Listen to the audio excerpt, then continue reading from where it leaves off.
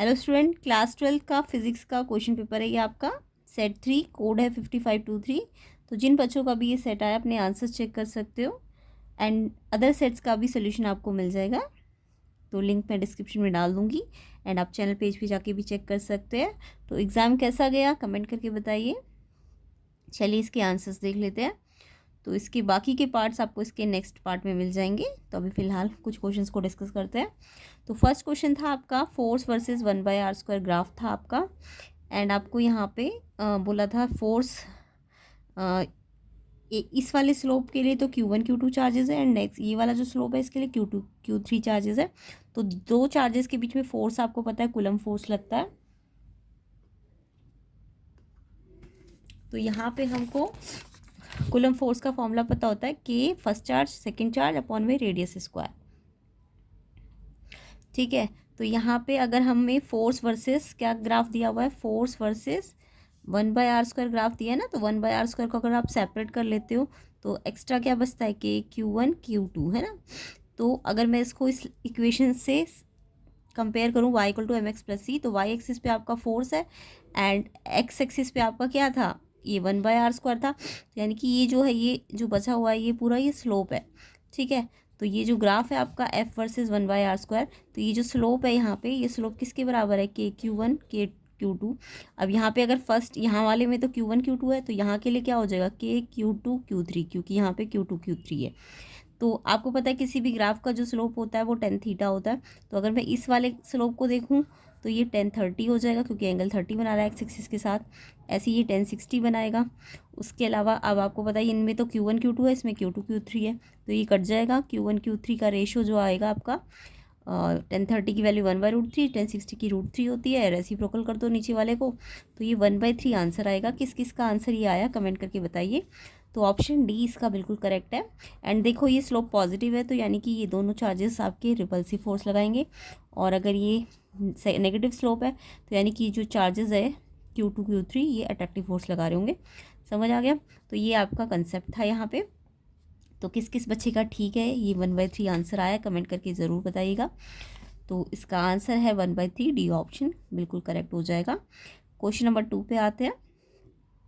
Second question, electron drift कर रहे हैं with speed VD in conductor with potential difference V दिया है और V रिड्यूस हो गया V/2, पोटेंशियल डिफरेंस है V, उसको आधा कर दिया, तो ड्रिफ्ट स्पीड क्या हो जाएगी। तो यहाँ पे आपको ड्रिफ्ट वेलोसिटी का फॉर्मूला लेना था, E electric field tau upon m। तो यहाँ पे इलेक्ट्रिक फील्ड की जगह आप पोटेंशियल वाला फॉर्मूला ले लो V/L। इलेक्ट्रिक फील्ड क्या होता है V/L। तो यहाँ पे आपको बोला था कि ओरिजिनल ड्रिफ्ट में तो V है, बट जब मैंने V को चेंज किया तो ये जो न्यू V है, न्यू पोटेंशियल डिफरेंस है, वो आधा हो गया। अब आपको दिख रहा है ड्रिफ्ट का V के साथ क्या कैसा रिलेशन है, डायरेक्ट रिलेशन है ना।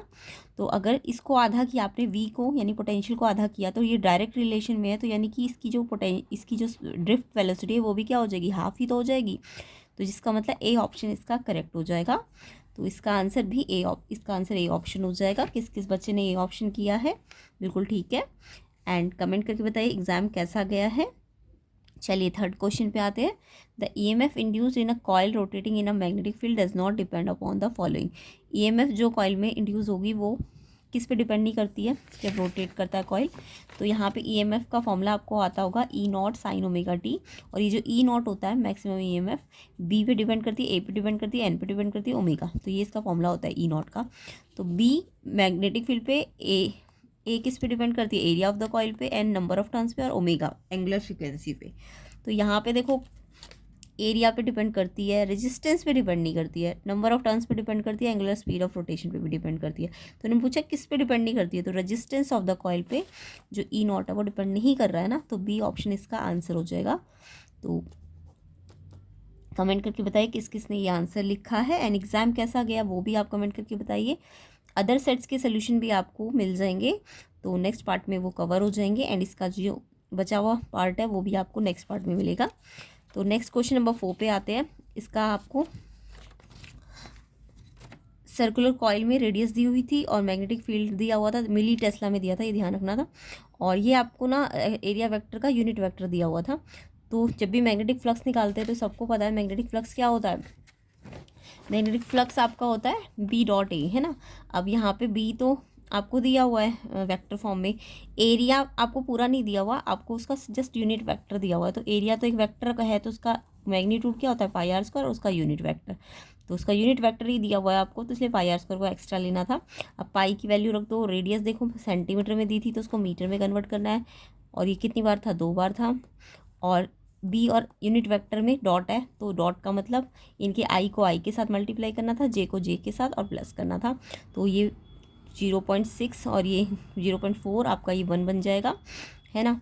और ये ध्यान दो कि ये जो बी है आपको मिली टेस्ला में दिया है, तो इसलिए 10⁻³ में आपको लाना पड़ेगा, इसको मल्टीप्लाई करना पड़ेगा मिली को हटाने के लिए, क्योंकि टेस्ला लाना है ना, टेस्ला मीटर स्क्वायर होता है, फ्लक्स क्या होता है, टेस्ला मीटर स्क्वायर, फ्लक्स की यूनिट क्या होती है, टेस्ला मीटर स्क्वायर। तो ये बी को आपको टेस्ला में लाना है, तो इसलिए 10⁻³ से मल्टीप्लाई भी करना था, और ये जो रेडियस है इसे मीटर में लाना था, और 2 बार था, ठीक है। अब ये कुछ नहीं है, बस सॉल्व करना है आपको, ये 1 हो जाएगा एंड ये 10⁻⁷ हो जाएगी, वेबर में आ जाएगी, बट ऑप्शन में आपको माइक्रो वेबर बोला है, तो ये 10⁻6 लेना पड़ेगा एक्स्ट्रा, क्योंकि माइक्रो में लाना है आंसर।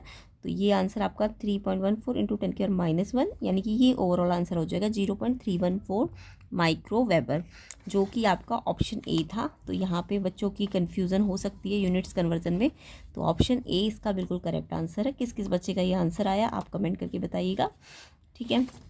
तो ऑप्शन ए इसका बिल्कुल करेक्ट है। 5th पे आते हैं, which of the following quantity same in the primary secondary coil of an ideal transformer. एक आइडियल ट्रांसफार्मर में कौन सी क्वांटिटी है जो सेम रहती है प्राइमरी और सेकेंडरी कॉइल में। तो आइडियल ट्रांसफार्मर किसे कहते हैं, जिसमें इनपुट पावर और आउटपुट पावर इक्वल हो, या जिसकी एफिशिएंसी 100% होती है। तो यहाँ पे जस्ट जो क्या चीज़ चेंज नहीं हो रही है, पावर ही चेंज नहीं हो रही है, ठीक है। तो इन्होंने पूछा क्या चीज़ है जो सेम रह रही है, पावर ही सेम रहेगी, क्योंकि वोल्टेज तो ट्रांसफार्मर का काम है ना अप और डाउन करना, स्टेप अप स्टेप डाउन, तो करंट भी कम ज़्यादा होगा, जब वोल्टेज ज़्यादा होगी तो करंट कम हो जाएगा, वोल्टेज कम हो जाएगी तो करंट ज़्यादा हो जाएगा, तो ये तो चेंज हो रहा है, और तो पावर आपकी चेंज नहीं हो रही, सी ऑप्शन इसका आंसर है। क्वेश्चन नंबर 6 पे आते हैं, एक एसी सर्किट में instantaneous value of current ampere में दिया और वोल्टेज दिया हुआ है। तो आई की इक्वेशन दी है 5 sin ωt एंड ईएमएफ की इक्वेशन दी है 200 cos ωt प्लस 5/3। आपको फेस डिफरेंस पूछा था वोल्टेज एंड करंट के बीच में। तो देखो वोल्टेज एंड करंट के बीच में अगर फेस डिफरेंस निकालना है, तो देखो आई तो आपका साइन की टर्म में दिया है, जबकि ईएमएफ आपको कॉस की टर्म में दिया है। तो आप इस कॉस को भी साइन की टर्म में पहले लेके आओ। तो कॉस को अगर मैं साइन में लाना चाहती हूँ, क्योंकि ये साइन में दिया था ना, तो इसे भी साइन में लाना है। तो ये देखो कॉस साइन कब होता है, जब π/2 + थीटा होता है ना। तो मैंने इसको चेंज किया है, अगर कॉस की जगह साइन लिखा है तो इसको π/2 + थीटा लिखना पड़ेगा ना। तो π/2 + थीटा, क्योंकि साइन π/2 + थीटा कॉस थीटा ही होता है। तो मैंने इस कॉस को किस में ले आई, साइन में। अब आप देखो ये 5 sin ωt है और ये 200 sin ये ωt, और ये π/2 + 5/3 कितना होता है 5/6। तो इसमें से ये कितना ज़्यादा है, 5/6 ज़्यादा है ना इस वाले से। तो फेस डिफरेंस कितना आ जाएगा, 5/6। ऑप्शन ए इसका आंसर हो जाएगा। तो किस किस बच्चे का ये आंसर आया है ये बताइएगा। नेक्स्ट क्वेश्चन पे आते हैं, 7th क्वेश्चन पे। इन 4 रीजन 1 2 3 4 द मैग्नेटिक फील्ड आपको दिया हुआ था एंड आपको पूछा था इनमें से कौन सा करेक्ट है। इलेक्ट्रोमैग्नेटिक वेव यहाँ पे किस में एग्जिस्ट करती है, तो आपको पता है कि इलेक्ट्रोमैग्नेटिक वेव की इक्वेशन क्या होती है, इसमें साइन बी जो होता है B0 साइन KX के साथ ωt भी तो आता है, टाइम की पे भी तो डिपेंड करती है वो, है ना। तो टाइम पे भी डिपेंड करती है, इसलिए ये वाला थर्ड ऑप्शन आपका बिल्कुल ठीक है। इसमें बाकियों में टाइम नहीं दिया हुआ है, तो इसलिए थर्ड वाला ही ठीक है। तो यहाँ पे ऑप्शन थर्ड जो है, यानी कि जिसमें 3C है, सी आंसर, ठीक है। इसका आंसर सी हो जाएगा, जिसमें KX भी और ωt भी है। ओके, तो ये आंसर आना था। क्वेश्चन 8 पे आते हैं। The momentum in SI unit associated with a photon of energy 1.5 eV is. Momentum पूछा था आपसे, फोटोन ऑफ एनर्जी दी थी फोटोन की। तो यहाँ पे आपको मोमेंटम और एनर्जी का एक फॉर्मूला आना चाहिए। जैसे कि आपको पता है एनर्जी तो h न्यू होती है, न्यू को आप c/λ लिख सकते हो ना, न्यू को c/λ। तो और लैम्डा आप डी ब्रॉगली से लाते हो। लैम्डा क्या होता है, लैम्डा ये लैम्डा ये h है, h/p होता है, लैम्डा h/p होता है। तो यहाँ से इस लैम्डा को h/p को आप यहाँ पे पुट करो, तो h/p में h नीचे आ जाएगा और p ऊपर आ जाएगा, है ना, रेसिप्रोकल हो जाएगा। h से h कट गया, यानी एनर्जी का मोमेंटम से क्या रिलेशन है, p एनर्जी होती है c × p। तो मोमेंटम क्या हो जाएगा, p क्या हो जाएगा E/c, ये c नीचे चला जाएगा। तो मोमेंटम और एनर्जी का क्या रिलेशन होता है, E/c। तो ये फॉर्मूला आपको लेके चलना था। अगर नहीं आता था तो वो जो ये करके देखना था आपको, ठीक है। तो यहाँ से एनर्जी आपको ईवी में दी थी 1.5 ईवी, आपको इसे जूल में बदलना था क्योंकि मोमेंटम को आपको एसआई यूनिट में लाना था। तो जूल में बदलने के लिए ये कन्वर्जन फैक्टर लेना था।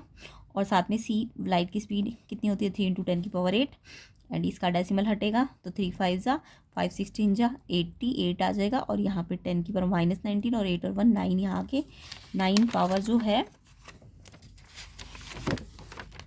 ये जो +9 नीचे था वो ऊपर आएगा तो -9 हो जाएगा।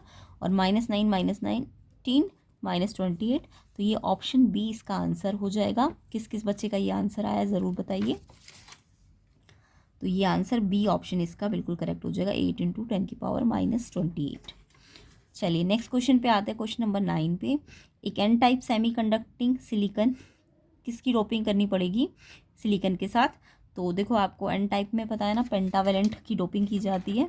तो यहाँ पे एल्यूमिनियम, बोरॉन, इंडियम, ये सब तो ट्राईवेलेंट होते हैं, है ना। तो ये पी जो है फॉस्फोरस, वो आपका पेंटावेलेंट होता है। तो इसलिए इसका आंसर क्या हो जाएगा, एन टाइप में किसकी डोपिंग करते हैं, पेंटावेलेंट की, तो पी फॉस्फोरस इसका आंसर है। ऑप्शन सी इसका बिल्कुल करेक्ट है। तो आई होप ये तो सबका ही सही गया होगा। तो इसका आंसर ऑप्शन सी हो जाएगा। चलिए नेक्स्ट क्वेश्चन पे आते हैं, question number 10। Energy level A B C of an atom correspond to increasing value of energy A B C. A की सबसे कम है, बी की ज़्यादा है, फिर सी की सबसे ज़्यादा है। और सबकी λ1 λ2 λ3 वेवलेंथ है रेडिएशंस की। ट्रांजिशन सी से बी के लिए λ1 है, बी से ए के लिए λ2 है, और सी से ए के लिए λ3 है। तो यहाँ पे देखो एनर्जी ए की, बी की, सी की, ये डायग्राम बनाना था आपको। ए की कम है तो ए नीचे आ जाएगा, बी इसके ऊपर सी। और फिर आपको ट्रांजिशन किस किस के लिए बोला है, सी से बी के लिए λ1 है, तो सी से बी में ट्रांजिशन के लिए λ1, फिर बी से ए के लिए λ2 और सी से ए के लिए λ3, ये बोला था। अब आपको पता है सी से बी के लिए जब ट्रांजिशन करोगे तो क्या डिफरेंस आता है, ई सी माइनस ई बी, है ना। और ई सी माइनस ई बी में कितनी एनर्जी होती है, एनर्जी डिफरेंस किसके बराबर होगा, Hc/λ1 के, है ना। इसके लिए तो λ1 है, ये लैम्डा है, वेवलेंथ का साइन है, ठीक है। और इस वाले ट्रांजिशन के लिए क्या हो जाएगा, ई बी माइनस ई ए। और इस वाले ट्रांजिशन के लिए क्या हो जाएगा, ई सी माइनस ई ए। तो इस वाले ट्रांजिशन के लिए हमने Hc/λ2 ले लिया, इस वाले ट्रांजिशन के लिए चेंज इन एनर्जी Hc/λ होती है ना, तो इसके लिए λ3 हो जाएगा। अब आपको देखना है कि ये कैसे आया होगा, जब मैंने इन दोनों को प्लस किया होगा, है ना। तो प्लस किया होगा तो इन दोनों को प्लस करना पड़ेगा, इसके बराबर हो जाएगा। Hc सब में से कॉमन आके कट जाएगा, तो ये आ जाएगा 1/λ1 1/λ2 1/λ3, ये रिलेशन आ जाएगा तीनों के बीच में। तो इसका आंसर आपका था ऑप्शन बी। तो ऑप्शन बी इसका करेक्ट आंसर था। किस किस का ये आंसर आया ऑप्शन बी, कमेंट करके बताइए, ठीक है। आगे क्वेश्चंस पे आते हैं।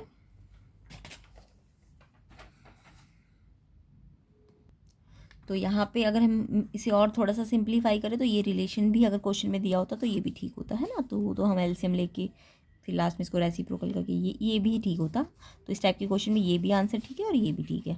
तो ऑप्शन में आपको ये वाला आंसर दिया तो इसलिए ये आंसर ठीक है, बी ऑप्शन इसका करेक्ट हो जाएगा। तो आई होप सबका ये आंसर ठीक ही हुआ होगा, ठीक है। तो नेक्स्ट क्वेश्चन पे आते हैं। When a PN junction diode subjected to reverse biasing. तो रिवर्स बाइसिंग में क्या होता है, रिवर्स बाइसिंग में आपको पता है ना, डिप्लेशन लेयर बड़ी हो जाती है और जो बैरियर हाइट होती है, पोटेंशियल बैरियर, वो बढ़ जाता है, इंक्रीज हो जाता है। तो इसका आंसर होगा बी ऑप्शन। तो ऑप्शन बी इसमें बिल्कुल करेक्ट हो जाएगा, बैरियर हाइट इंक्रीज होती है, डिप्लेशन लेयर वाइड हो जाती है रिवर्स बाइसिंग में। तो ये इसका करेक्ट आंसर हो जाएगा। नेक्स्ट क्वेश्चन देखिए। नेक्स्ट क्वेश्चन में बोला है एक अल्फा पार्टिकल अप्रोच कर रहा है गोल्ड न्यूक्लियस को गीगर मार्स्टन एक्सपेरिमेंट में, जहाँ पे काइनेटिक एनर्जी के थी, मोमेंटली वो स्टॉप हो गया डिस्टेंस डी पे। डिस्टेंस डी क्या होती है, डिस्टेंस ऑफ क्लोजेस्ट अप्रोच। तो और उसकी डायरेक्शन रिवर्स हो जाती है वहाँ पे। तो डी किसके प्रोपोर्शनल होता है, तो यहाँ पे आपको पता होना चाहिए डिस्टेंस डी पे पोटेंशियल एनर्जी और काइनेटिक एनर्जी इक्वल हो जाती है। पोटेंशियल एनर्जी काइनेटिक एनर्जी के इक्वल हो जाती है। तो काइनेटिक एनर्जी निकालनी, तो पोटेंशियल एनर्जी देखो, चार्ज पोटेंशियल एनर्जी का फार्मूला लगा दो, के क्या है constant, and first charge second nuclear charge जो है, ठीक है, और अपॉन में आर होता है। यहाँ से आप रेडियस निकालोगे क्योंकि आपको डिस्टेंस का मतलब रेडियस से है ना, तो ये रेडियस निकालनी है काइनेटिक एनर्जी की टर्म में। तो रेडियस ऊपर भेज दो, काइनेटिक एनर्जी को नीचे भेज दो। काइनेटिक एनर्जी क्वेश्चन में के बोली है, इसलिए मैंने इसको स्मॉल के ले लिया कांस्टेंट को, ठीक है। तो आर का के साथ कैसा रिलेशन आ रहा है, देखो बाकी सब तो कॉन्स्टेंट्स है, तो के साथ कैसे है, ये इन्वर्सली रिलेटेड है। तो आर इन्वर्सली रिलेटेड है के की काइनेटिक एनर्जी की। तो ऑप्शन सी इसका बिल्कुल ठीक है। तो किस किस बच्चे का ऑप्शन सी इसका आंसर आया है, कमेंट करके बताइए कितने सही है। इसके एजर्शन रीजंस को हम नेक्स्ट पार्ट में कवर कर लेंगे एंड सेक्शन बी और सी को भी कवर कर लेंगे। तो वीडियो को ज़्यादा से ज़्यादा शेयर कर दीजिए एंड चैनल को में नए हो तो सब्सक्राइब कर दीजिए चैनल को एंड लाइक कर दीजिए, ताकि मैं नेक्स्ट पार्ट इसका जल्दी से जल्दी कवर कर सकूं। तो कम से कम 500 लाइक्स का टारगेट रखते हैं, ठीक है। तो नेक्स्ट पार्ट इसका आपको जल्दी ही मिल जाएगा इसके वीडियो के बाद। और अदर सेट्स के लिए भी आप चैनल में जा सकते हैं, तो अदर सेट्स के सोल्यूशन भी मिलेंगे, मैथ्स के even previous year question papers के सोल्यूशंस एंड मैथ्स के आपको इम्पॉर्टेंट क्वेश्चंस की प्लेलिस्ट मिल जाएगी। तो चेक कर लेना आप चैनल पेज पे जाके और प्लेलिस्ट सेक्शन पे जाके। तो आई होप आपका एग्ज़ाम अच्छा गया होगा। नेक्स्ट पार्ट में हम इसके बचे हुए क्वेश्चंस कवर करेंगे एंड वीडियो को शेयर ज़रूर कीजिए, लाइक ज़रूर कीजिए। एग्ज़ाम कैसा गया कमेंट करके बताइए एंड अदर सेट्स भी आपको मिल जाएंगे नेक्स्ट वीडियोज़ में।